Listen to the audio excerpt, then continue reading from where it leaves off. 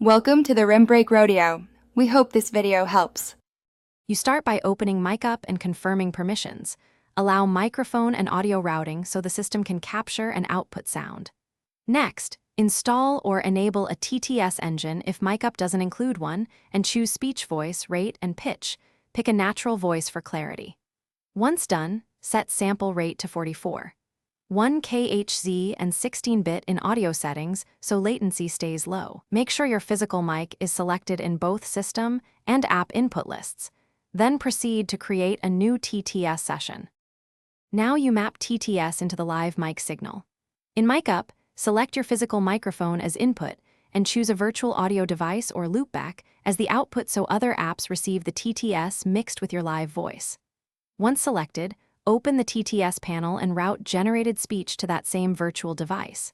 Adjust buffer size. Smaller buffers cut latency but may cause dropouts. Larger buffers increase stability. Test with a short phrase. Listen for sync between your voice and the TTS. Fine-tune volume and EQ for clarity. Finish by running a full test.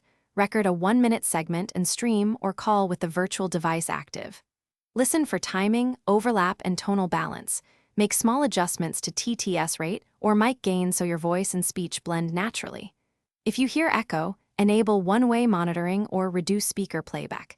If clipping happens, lower input gain or engage a compressor/limiter.